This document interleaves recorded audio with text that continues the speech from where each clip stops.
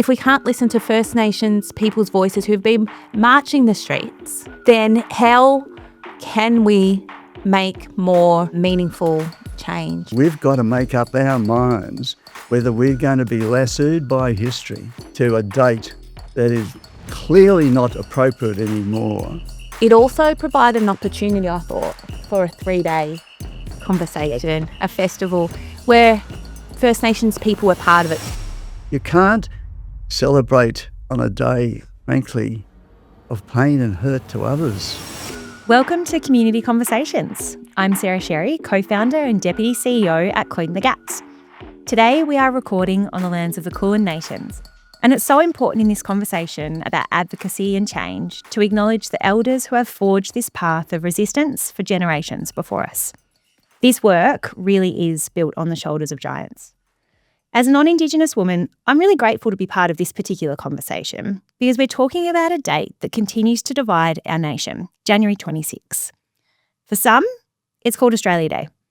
For many First Peoples, however, it's known as Invasion Day, Survival Day, or a day of mourning. And in this episode, we're unpacking why January 26 is not a date to celebrate and exploring the question that we get asked constantly in this campaign, but if not January 26, then when? So we're diving into this in conversation with two incredible people, Laura Thompson, who is a Gunditjmara woman and CEO and co-founder of Closing the Gaps. Now, Laws, you've had your fair share of advocacy experience over your lifetime, but especially in leading the Free the Flag campaign, which was successful in changing 2 out of the 3 licensing agreements over the Aboriginal flag to see the flag back in the public domain. Now, you've hosted a Community Conversations ep, but I'm stoked to have you as a guest today. Welcome, Laws. Thank you. And Phil Jenkyn. Now, Phil is the co-convener and supporter of the Australia Long Weekend idea. And Phil has over 30 years of experience under his belt as a barrister in Sydney, specialising in common law. Now, Phil, you describe yourself as a community activist, and you've played key roles in your local community in resisting council amalgamations, preserving heritage sites, and protecting headlands, which saw you receive your OAM recognition. Congratulations, Phil. And thank you both for being here. I'm really looking forward to discussing this today. So, to start us off, when we think about January 26, I'd really love to understand where the two of you are coming from in this idea. So, Laws, what has your experience of January 26 looked like over your lifetime? It's a question that I haven't really reflected on before because it, in some ways it always has been a day that we've protested and marched on the street. So my only memory of, Australia Day, which is not what we called Jan 26, it was Invasion Day, was going to rallies and listening to music at the Survival Day concert. It really was a day that we got out on the streets, wore our Aboriginal clothing with pride. And I was with community, I was with family, I was with other Aboriginal people who all felt the same way about the day. So it was a day that brought Aboriginal people together in unity, and we made a statement that, this isn't a day to celebrate, but we also come together and celebrated our survival. And it sounds like you've been celebrating that resistance for as long as you can remember, really. Pretty much. And then my kids come on that journey as well as toddlers. And it was always so hot. Jan 26 is so hot. And they'd be like, we're walking down, Burke Street, sweating and, dying around. And we could be anywhere else, but we always chose to make a stand on that day and, let the community know that, we're here and it's not okay that we're celebrating on this date. And Phil, what about you? What's been your relationship with Jan 26 over your lifetime? Well, it's really interesting what you say because you're speaking as an Indigenous person and my background is British descent. And I wasn't taught, we weren't taught history, Australian history in any real proper way at school. A few explorers discovering everything in this new land. What a load of nonsense that is. And so it wasn't until I kind of even studied, after I studied history at university, that Henry Reynolds in reading books did I find out what had really happened in the early part and continuing all the way through. And I have to say, I was shaken by that, because that was a deliberate act, as I found out, to kind of whitewash, literally, that part of our history. And I therefore became very conflicted. I continued to celebrate the good things of this country, and there are many, but always unhappy the more I found out about history. That's why history is so important. Accurate, honest, detailed history is essential. Without that, you're nowhere. Phil, may I be so bold in asking how You can old? be bold. I'm here to be bold. I'm here to enjoy myself. Phil, how old were you when you went to your first Invasion Day or Survival Day rally? I reached a stage about 5 years ago where I couldn't celebrate my country, which I desperately wanted to do. But I can't do it on that date. And I think people out there who might think this is changing, getting rid of Australia, it's not. It's making Australia Day better, because it's going to be all-inclusive. But getting back to your question. Which you've very eloquently dodged so far. No, I'm not dodging it at all. About 5 years ago, I started marching. Yep. Because the only thing I could do, being true to myself and my beliefs, was to support the Aboriginal people and the Torres Strait Islanders people. It's really incredible that I get to share this space with you, because back in the day when I went to the marches, there weren't really any non-Indigenous people there. There was just Aboriginal people there. And then to hear from you, Phil, in your 80s, that you've made a decision to start marching alongside First Nation people, that's incredible. And it does show this shift. It does show that more and more Australians are starting to realise the true history of this country, and they're taking a stand with us as well. Well, it's a passion. I mean, the passion always was, always will be, being chanted by thousands of people marching. Very, very powerful. And the genuineness of it, the hurt that you feel, no one can celebrate if you walked on a march like that and you're non-Indigenous, can't feel the impact of it. So I think that's one of the things that I've been also really keen to have this conversation about today, is that we have two very different people coming at this idea from two very different experiences. And I think it's really important that we start at the beginning of how on earth we are sitting at this table today. How did this conversation begin? What happened here? How did we get here? How did we get here? I know. I want to know. So we've been, as we've mentioned before, Australia Day is something I've never celebrated, nor has my family or community. So when we started making T-shirts at Closing the Gaps, one of the first messages we put on a T-shirt was not a date to celebrate, and that was 5 years ago. And pretty much at the first of every new year, we go into every new year, unfortunately, talking about, massacres and dispossession, and doing lots of truth telling, with a not date to celebrate message on our chest. And we've been selling these teas to mob and to non-Indigenous people who also want to go out in the world and spark these conversations with their friends in their circles, to let those people, those loved ones around them, know where they stand on this issue. We decided to start a petition last year, 1 year post the referendum, building on the goodwill of Australians who voted yes. And we got to around 70,000 supporters so quickly. We have an incredible community of supporters at Closing the Gaps. But one of the questions that we kept getting, especially by media, was, great, you've got support for this idea, but what's the alternative? And it was something that we didn't feel like we had the answer to. We had been campaigning that, look, what we do know is that Jan 26 isn't a date to celebrate, and perhaps, the government of the day, Albanese, should consult further with the community and figure that out themselves. But that wasn't landing with the media. It wasn't landing with the campaign. We were very much at a standstill. And then we got an email from Phil. Ding, ding. I was like, who's this random guy emailing This old white stale male. I didn't know that at the time, though.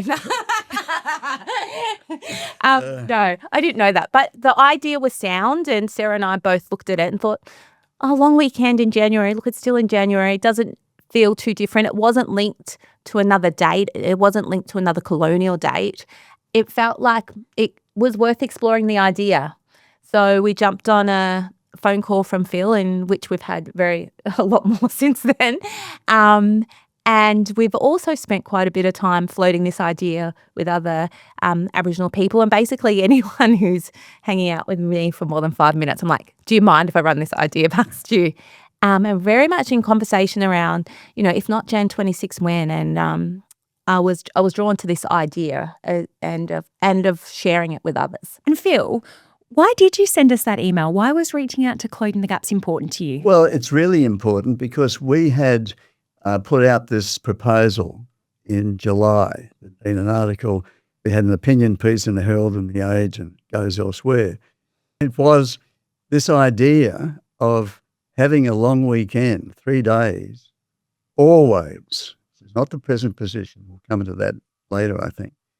But it was to have a long weekend at the best time, to celebrate our nation, basically, best time in January. And we did a lot of thought on that, as you know. We looked at 30 years of calendars to see how it all fitted in. So I sent out a number of emails but I found it very hard to know which person to send it to. But I went on to your change.org petition, and it was so good that I then looked up and saw who had done the petition. And there was, these Closing the Gaps people. Closing the Gaps. So I clicked on Closing the Gaps and got onto one of the best websites I've ever seen, frankly.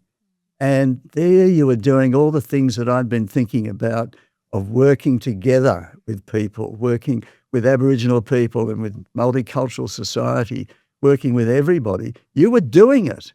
You're from Western Victoria, country town background, working with somebody who's a leading member of the community, the Aboriginal community, in various fantastic campaigns like the flag one, Aboriginal flag.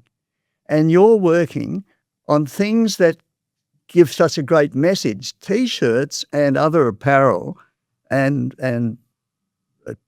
pins and whatever. Pins, where is it? Anyway, it's there somewhere.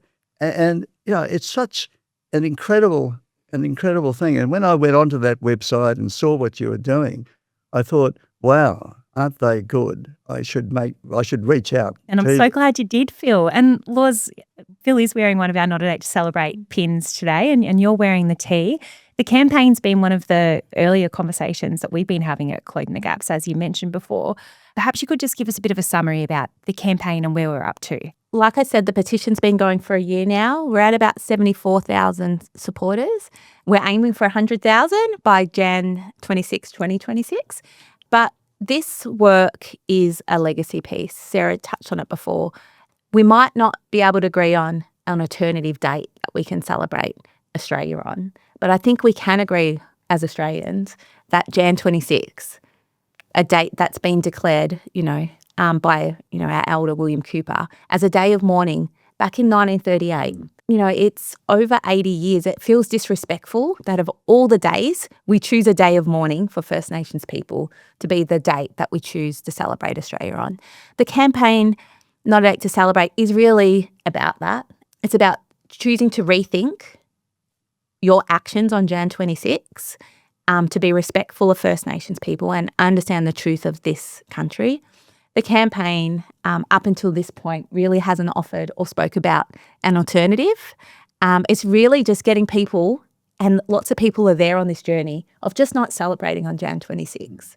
And we're seeing more and more Australians, and this is actually a shame, but they're choosing not to acknowledge it as a public holiday at all. Everyone's a little bit awkward around this date now. They might not be celebrating, they might be going to work. They're treating it as business as usual.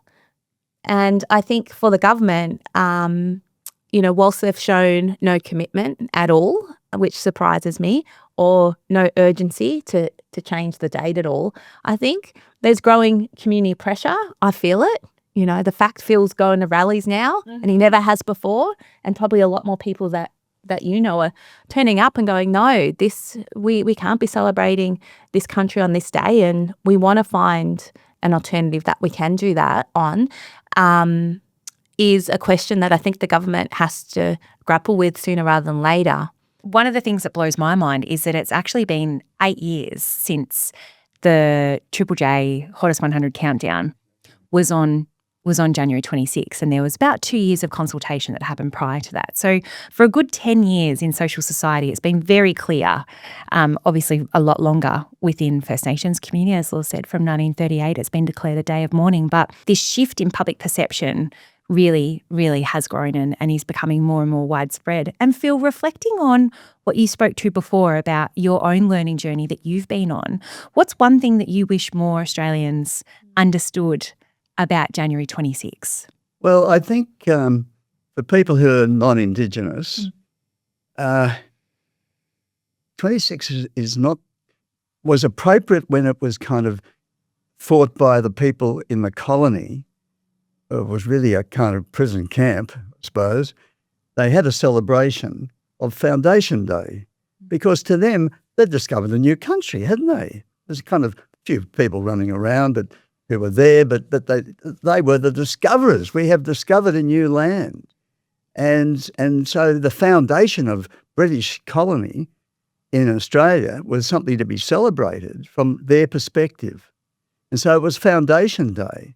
But even then, it kind of didn't really get a lot of, there's no country in the world, I think, as you've said before, I think maybe on your website, but there's no country in the world that celebrates as its national day the day of the start of colonisation. There's quite a few who, when they break away from it, but no one puts their hand up and says, we want to celebrate when we took a place over, from other people and pushed them away and they didn't obey our laws, which they have to obey now, we kill them. And so, I mean, it's part of our history, but we're now, in 2025, about in 2026, and we've got to make up our minds whether we're going to be lassoed by history to a date that is clearly not appropriate anymore. But the concept of celebration and reflection, respectfully done, is what we want to do, and we can't do it on that date. Let's talk about the Australia Long Weekend idea, the idea that brought us to this table, essentially. Laura, before Phil takes us through the details, when you first heard about this idea, when Phil discovered us on change.org and popped through that email, what was your initial reaction? I thought it was potentially a good alternative, especially because it wasn't linked to a date. I think there were so many other dates presented, like May 8, May Federation Day. That just didn't make sense because we already have New Year's Day. And unfortunately, some of those dates that were significant for First Nations people, whether it was around the referendum that gave Aboriginal people the vote or, when we had the apology, they just didn't feel, especially with the no outcome of the referendum, that there was any chance or hope that we're going to get a date that was meaningful for the First Nations community. So this idea that it wasn't a date, it was just a rolling long weekend in January, sort of ruled out that debate that we'd have to have when we had to get so many people to agree on the meaning behind the date. It's just a day. It's just a long weekend in January. So that felt like it was, an alternative that wasn't going to disrupt or cause a whole lot of debate. It also provided an opportunity, I thought, for a 3-day conversation, a festival where First Nations people were part of it. Truth-telling was part of it.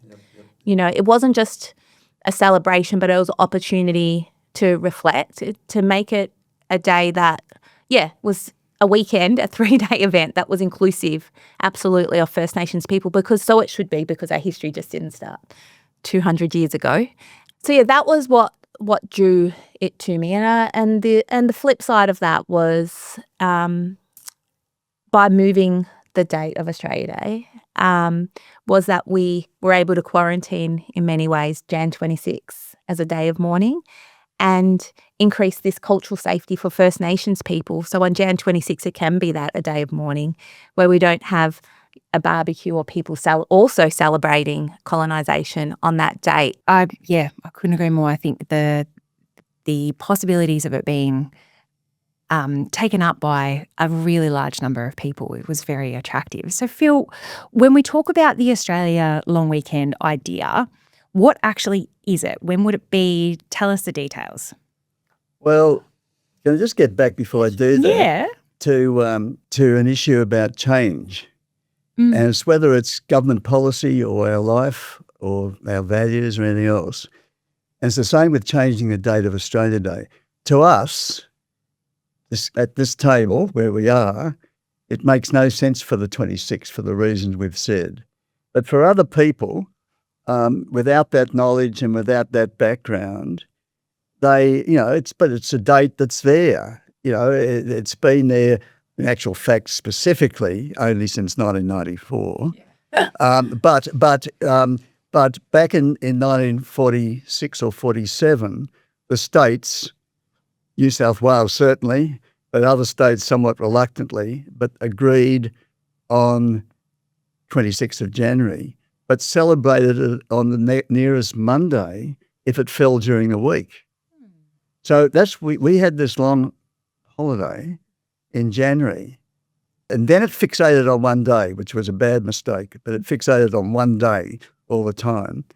But you don't change things, and you shouldn't change things, and I believe this strongly, and government policies, unless there is a very good alternative of merit that can garner wide support in a democracy, capable of having wide support. And so we set ourselves, that's James Woods and myself, a high bar. When is the best time to celebrate and reflect, not just celebration, and reflect? What is the best time of the year? And we could debate. I like go skiing, it should be in winter time, it should be in summer. But cutting down after a long discussion, the consensus was the best time is our long summer holiday break where you can be with family and friends. I got out a calendar personally and spent hours just going through the calendar, seeing what would happen if it was the third long weekend. So the third Monday in January. Third Monday in January, and see what happens there. And I won't rabbit on too much about it because I could. But what happens if it's the third Monday is that it means that because of the calendar, that will come between the 15th and the 21st of January. Which feels quite early in January, doesn't it? Well, it does. But when it's on the 15th, remember it's a Monday. So a long weekend would then be 13, 14, 15. And though you think the third long weekend, you're thinking in your mind 2/3 of the way through the month, but you're not because of the way the calendar starts. And so then we looked at the second last long weekend, which means that the last time in the calendar it varies to is the 31st. Bang, 31st. So it goes back then, the second last Monday goes back to the 24th. And that's the last it can ever be. It can't go beyond that. So that's the last. Yeah. And then it swings between over a 5 or 6 year period, changing one day, sometimes jumping to the 18th. And the sweet spot, the median part of 18 to 24 is 21. 3 weeks.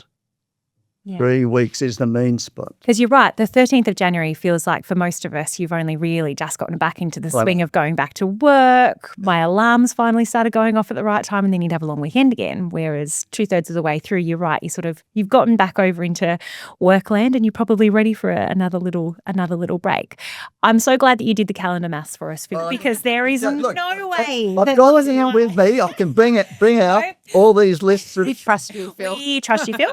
I have no doubt that you have well and truly delved into that. And I'm so glad that you've chosen to do that mass for us. Laws, can I ask you, when we think about changing the date of Australia Day to make it the Australia Long Weekend, some people would say that moving the date's just symbolic, and others say it's a really meaningful first step forward in deeper truth-telling and justice. Does changing the date actually solve anything, do you think? What does this mean? For someone who's spent many years advocating to free the Aboriginal flag from copyright, symbolism matters. It really does. It's really hard to tackle the bigger issues that this country has to reckon with First Nations people. One of them being, locking up our kids so early, amongst other issues that this country has to deal with. And we just have to look at how we're going backwards with our closing the gap statistics to see that. So this country has a lot of work to do. But this issue that we've been talking about for as long as I can remember is administrative. We don't even need to vote on it. The government can do this with a flick of the pen. Yep. Now, if we can't do this, if we can't listen to First Nations people's voices who've been marching the streets for, 80-odd years. Exactly. Then how can we make more meaningful change? Some people say, we are putting so much effort, so many people putting so much effort in around, having these conversations around change the date. First Nations people, it's such a hard day. The amount of racism that we face on that day, how divisive this day is for a country, that can be resolved. It may seem like it's symbolism, but there's also a lot of hurt and racism felt on this day because we simply choose, the government can change this, but they choose to celebrate Australia Day on the day the country was invaded or colonised. If the government can't do this, then what right really do they have to tackle anything else as well? And when you talk to other non-Indigenous people and you share this Australia Long Weekend idea with them, what's the most common reaction that non-Indigenous people that you speak to have? Well, there are conservative people, quite rightly so. Conservation means that you are conserving. It should mean that anyway. So there will be people, Phil, look, don't want to hear. Love Australia Day, important. I love British institutions, etc., and the rule of law and all that. I don't want to lose it. To which I say, you're not going to lose it. I believe in all those things too. But let's pick a time when we can all celebrate those things and our incredible 65,000 years of history and culture and language and Aboriginal law and knowledge of the land far beyond ownership of property, goes back to real connection with country. We should be so much prouder of the incredible Aboriginal culture, Torres Strait Islander culture, history, stories that we have in this country rather than being weirdly awkward and ashamed and pushing it behind a curtain. And that's the opportunity I see in the Australia Long Weekend, is the opportunity for us to grow up, I think, as a country and to really think about what does it mean in 2025 to reflect, to celebrate, to be grateful for this place that we call home. Phil, it sounds like you're telling me that when you speak to most non-Aboriginal people about this as well, is that they just want a long weekend in Jan, and that seems pretty reasonable. And so, Laws, when we think about what if we were to get an Australian long weekend up and it were to be successful in shifting away from a national day of celebration on the 26th of January, in your view, what would that then free up Jan 26 to actually be? What could it look like? The first word that comes to mind is that will be a relief, that we could stop protesting on our day of mourning, that we could mark the 26th on our calendar as a day of mourning, and that we can reflect on the true history of this country and what we've lost. And so the Jan 26th is still going to be a significant day. It's just not going to be a day where we're competing with other people who are choosing to celebrate on that day too. So we get to take back Jan 26 actually. So I'm looking forward to that. I'm looking forward to not starting the year in which I've experienced my whole life talking about Jan 26. Dreading it. Dreading it. Just like, here it goes again. You know, I think I'm tired of it. I'm sick of talking about it. I think lots of people would agree, like we're sick of it. Oh, that's the end of the podcast. Done. We're done. We're over it. I think we're all over it. We're all over it. You know, this is we talk about a small but significant shift. It will be a new thing for me, I think for lots of other First Nations people to actually have an Australia Day on a long weekend or Australia long weekend where it's not linked to protest. So what does celebrating this country look like for us? What are those? I'm looking forward to what are the conversations I can have on this long weekend if it's not about, you know, talking about not celebrating colonisation.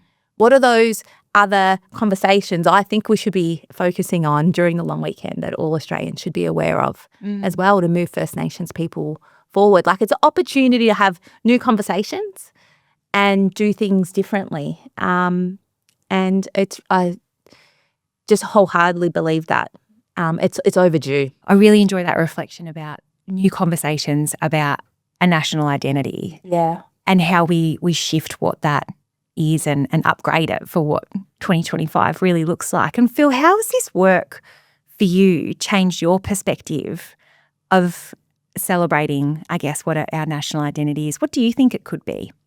So the First Nations would be at the absolute beginning and centre of the long weekend, Australia long weekend.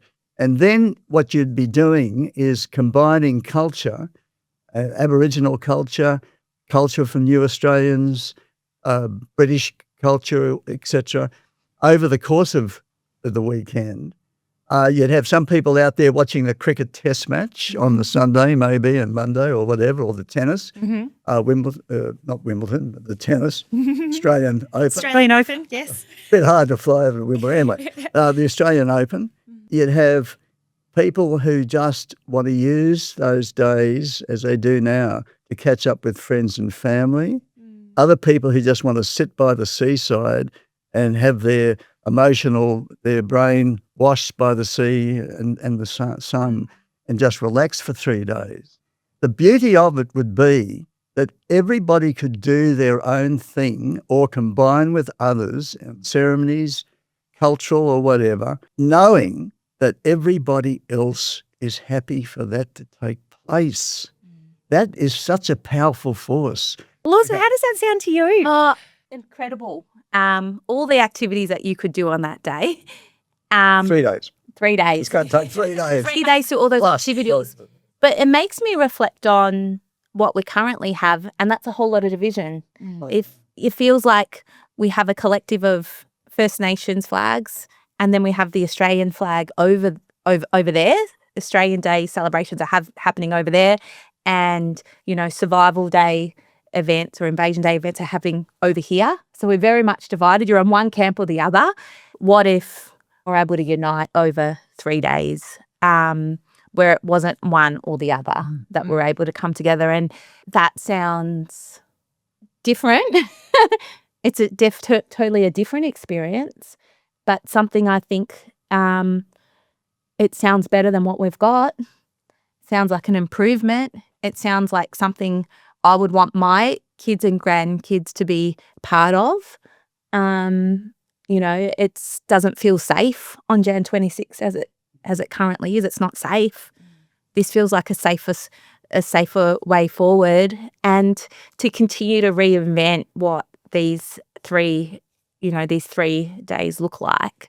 I think it's a real opportunity to craft it to what we want, where First Nations feel part of it, like it actually respects, if we do it right, 65,000 years.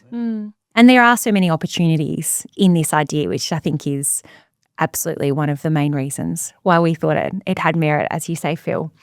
Laws, if you could ask the government or employers or the media one thing about this idea or about the Not a Day to Celebrate campaign, what would it be? What would I ask Probably it would be a simple question, why not? I would be hard-pressed. Tell me why you think this isn't a better idea than what we currently have. And I would ask how long, how much longer, and how can you support us? How are you using your privilege, your power, your platform to raise awareness of this? Because it's going to take community action. It's going to take even more community support so the government cannot ignore it anymore. If they're not going to come to this decision themselves, it's a pretty sound, reasonable, common sense solution that's going to solve lots of problems for them themselves, then we need more people. We need people power. And we've seen people power, we've seen businesses get on board this campaign as well. I couldn't agree more. It's time. It really is. Phil, for other non-Indigenous people who are listening to our podcast today, what advice would you give to allies who want to support this movement but they're not sure where to start? Well, I think you've got to realise to make change, you can stand up. One person can make change. It's been shown. But it's really people combining in partnerships, like in your work situation. I'm so blown away by that. It's by people coming together and feel that you've got the power to do something. And if you go onto our website, for example, australialongweekend.com.au, there's a supporters page. And those supporters aren't supporting me or supporting James or supporting Australia Long Weekend Group or something. They're supporting an idea. This is an idea. And once you release an idea, if it has merit, the idea will never go away. You know, a campaign can go away. An idea can never go away. So what's been released is an idea. And that idea is now out there. It's not going to ever go away. It's now been in the public domain. You've done a blog about it. We've written articles, been in the papers, etc. So it's not going away. And I would ask people to support it, to spread the word and to feel they have the power of action. But there are rules. The rules are you must be respectful. You must be accurate and honest in what you say. And you must treat people well. Oh, Phil, I love these rules. They sound very normal. Vote one, Phil. Phil and Laura, to close us out, I've got one last question for us. Phil, I'm going to start with you. What's one thing that you would like our listeners to sit with after this conversation, in addition to your 3 rules for life, if you will? Well, if they feel this has merit and if they want to exhibit their best selves, then they've got to realise that if they believe in things like a fair go, this country's about a fair go, justice, etc., you must give justice to First Nations peoples. You can't celebrate on a day, frankly, of pain and hurt to others. I can't do it anymore. And so you've got to then move to a solution. And this is a very good solution. It's not just, this is a kind of solution and we'll move off to something else. In my view, and I'm biased on it, my view, it is the solution to it, I have to say, because it's the best time of the year to celebrate. It's also the best time to reflect when you're with family and friends. And so I just implore everybody, including government and the media and the whole citizens and business, get behind these campaigns. Let's change the date respectfully in dialogue and let's move to the second last Monday in January. Laws, what about you? What's one thing you'd like our listeners to sit with? Great close, Phil. We can tell you're a barrister. Yeah. I'm tired, thank heavens. I think for First Nations people, this Jan 26 has always presented an issue and we've been protesting as a result. But now this is an issue for all Australians. This is an issue for everyone because, like I said earlier, people aren't comfortable celebrating on this date. And because of that, I feel like we can actually make change because it's impacting on all Australians. You know, we look at, you know, we've got a shop in Brunswick and we have lots of people come in who are doing their citizenship on that day. And they're coming in to buy an always was, always will be outfit, wishing that their citizenship ceremony wasn't on Jan 26 too. And it's unfortunate, but it's often until an issue impacts on everyone, not just First Nations people, that Australians actually stand up and say, oh, I'm going to do something about this as well. And I certainly think that this Jan 26 Australia Day divisive date is impacting on all of us. And for that reason, I think we are going to get that support and we're eventually going to get change. I'm not hopeless about this. I'm hopeful. And this idea that we've discussed today is the best idea to point that I've heard and that we've discussed. So I guess I want to leave people with hope and I want to leave people with agency to, you know, educate themselves. Like Phil's a great example of someone who's done that, and to float these ideas and have them with those loved ones around you. Absolutely. Phil, I really enjoyed your point about an idea never goes away. I love that. And there is hope. Things can be better. This country deserves better. First Nations community deserve better. And we deserve to write a better story for our future together.